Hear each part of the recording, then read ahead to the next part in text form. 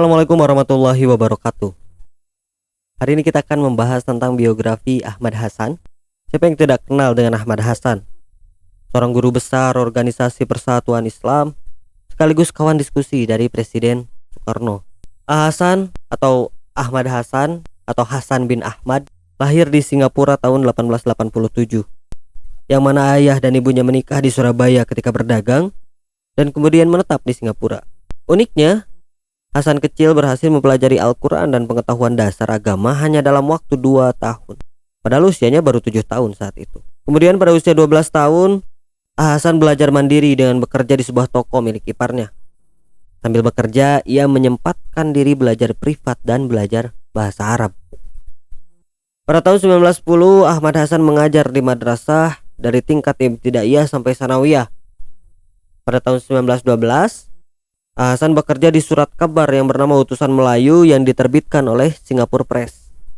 Nah, selanjutnya pada tahun 1921, Ahmad Hasan berangkat ke Surabaya dengan maksud mengelola toko milik paman yang sekaligus gurunya, Abdul Latif. Nah, pada perkembangan selanjutnya, karena Ahmad Hasan tertarik pada ilmu menenun, pada tahun 1924 Ahmad Hasan pergi ke Bandung. Tujuannya hanya satu, memperdalam ilmu pertenunan selama 9 bulan. Ia tinggal bersama keluarga Yunus, yang mana Yunus adalah seorang pendiri Persatuan Islam. Selama di Bandung inilah Ahmad Hasan sering ikut beraktivitas di Persis dan secara resmi menjadi anggota pada tahun 1926. Hasan masuk Persis ketika ormas Islam ini berusia 3 tahun. Secara cepat beliau segera populer karena pemahaman agama dan kemampuannya dalam berdebat. Tahun-tahun berikutnya Ahmad Hasan identik dengan Persis, begitu pula Persis identik dengan Ahmad Hasan. Hasan adalah ulama yang sangat produktif dalam menulis. Di antara puluhan buku yang ditulisnya, beberapa yang paling populer adalah Tafsir Al-Furqan, yang mana tafsir ini menurut para ahli merupakan tafsir Al-Quran lengkap pertama di Indonesia. Selanjutnya ada soal jawab tentang berbagai masalah agama yang berjumlah 4 jilid, kitab pengajaran sholat, dan terjemah Bulughul Maram disertai catatan dari Hasan. Hasan sangat pandai dalam berdebat. Ini dibuktikannya saat berhasil menaklukkan argumen Abu Bakar Ayyub dan Maulana Rahmat Ali, seorang tokoh Ahmadiyah, dalam suatu debat terbuka. Hasan mengkritik Ahmadiyah karena adanya penyelewengan dalam pemahaman agama Islam, terutama adalah pengakuan Ahmadiyah terhadap Mirza Ghulam Ahmad sebagai nabi setelah Nabi Muhammad SAW dan mengaku adanya kitab suci setelah Al-Quran, yaitu Tazkirah. Hasan pun pernah meminta kepada M. Nasir dan kawan-kawan untuk mendirikan laskar bernama Komite Pembela Islam, yang mana Komite Pembela Islam ini untuk membendung propaganda misionaris Kristen yang kala itu memang cukup masif di Hindia Belanda.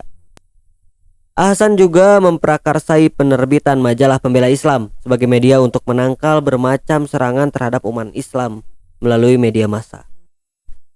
Hasan pun pernah pula beradu argumen dengan sesama tokoh Islam seperti Hasbi As-Sidki soal jabat tangan antara lelaki dan perempuan yang bukan muhrim, lalu dengan Wahab Hasbullah tentang taklid, dengan Umar Hubais, Bay Arifin, dan Husain Al-Habsi tentang mazhab, bahkan dengan Hamka mengenai kebangsaan, dan dengan Soekarno terkait posisi agama dan negara dalam pemerintahan.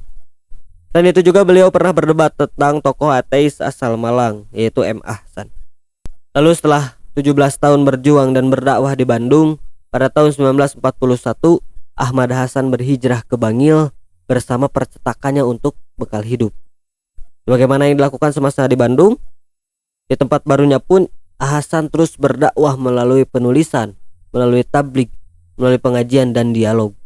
Ia terus menulis buku, mencetak dan menerbitkannya sendiri.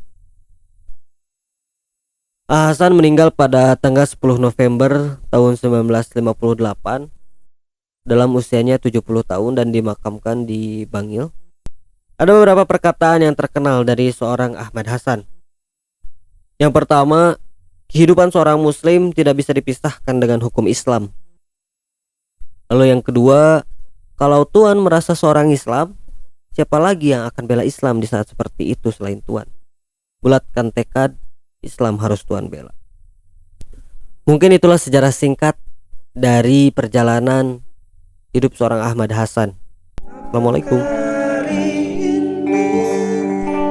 Harus kita lewati. Kukira kepergian hanya menjadi cerita lama.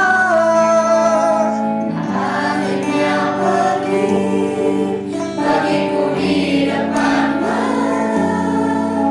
Biarkan semuanya berlalu menjadi awal cerita. Karena aku tak cukup